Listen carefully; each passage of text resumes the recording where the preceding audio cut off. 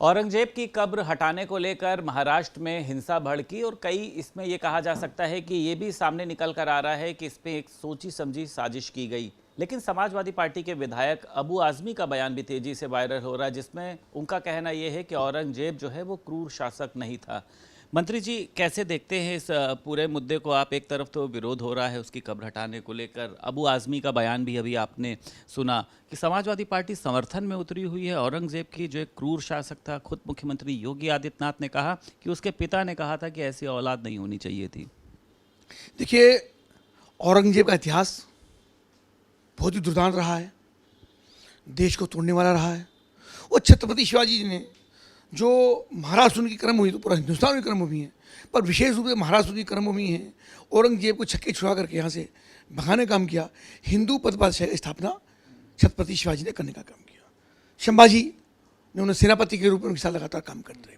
और औरंगजेब की कब्र पर अब भी महिमा मंडित करने का काम होगा, अब भी उनकी सजदे पढ़े जाएंगे, तो देश के लिए बहुत ही शर्मनाक है। संभल का भी एक विषय चल रहा है कि वहाँ पे बताया जा रहा है कि वहाँ पे महमूद गाजी कोई है, तो वो भी देश का तोड़ने वाला रहा। वो भी निश्चित रूप से महमूद गजनवी, जिसने सोमनाथ का मंदिर तोड़ा, सोमनाथ के मंदिर तोड़ने वाले महमूद गजनवी का वो भांजा था, उसके नाम पर भी वहाँ पर मेला लगता है। तो आज प्रशासन ने उसको रोकने का काम किया। तो सरकार वो सरकार नहीं है जो सरकारें आताताइयों की कब्रों पर मेला लगाने का काम करती थी। श्री अखिलेश यादव क्या करते हैं? अखिलेश यादव ने तो जिन्ना की भी प्रशंसा करने का काम किया, जो देश का विभाजन किया, जिसने जो देश का विभाजन का जिम्मेदार है मोहम्मद जिन्ना, उसकी प्रशंसा करने का काम श्री अखिलेश यादव ने किया।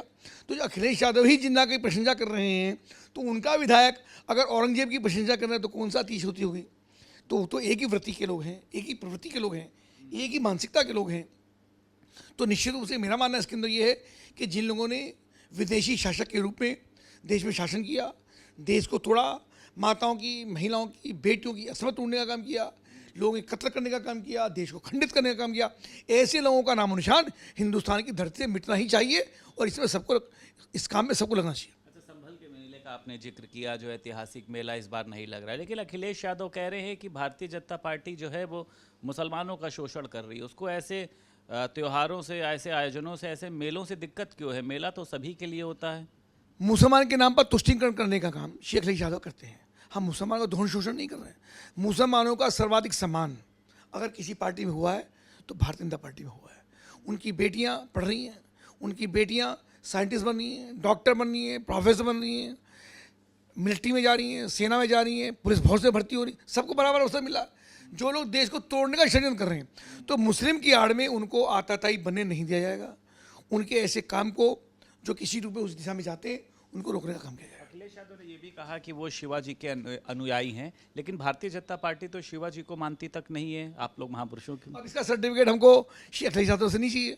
हम शिवाजी को मानते हैं, नहीं मानते हैं, उनका हम कैसा सम्मान करते हैं, इसका सर्टिफिकेट निश्चित रूप से भारतीय जनता पार्टी को या पूरे हिंदू समाज को, वो अखिलेश जी से इसकी सर्टिफिकेट की जरूरत नहीं है।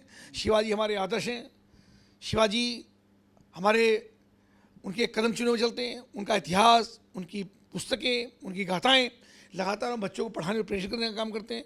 तो मुझको लगता है कि अखिलेश कुछ भी कहें, सारा देश जानता है कि समाजवादी पार्टी इस देश में क्या एजेंडा लगाना चाहती है और भारतीय जनता पार्टी का एजेंडा क्या है। अच्छा मंत्री जी, ये नई परंपरा नहीं पैदा हो जा रही? औरंगजेब की कब्र कब से थी, हालांकि तोड़ी जाए, मुगल शासक है वो क्या है, लेकिन एकदम से ये मुद्दा उठना, संभल में ऐसे मुद्दे उठने कि अब मेला नहीं लगाया जाएगा, आपको लगता नहीं इससे आप लोगों के ऊपर जो है मुस्लिम विरोधी का एक तमगा लगेगा?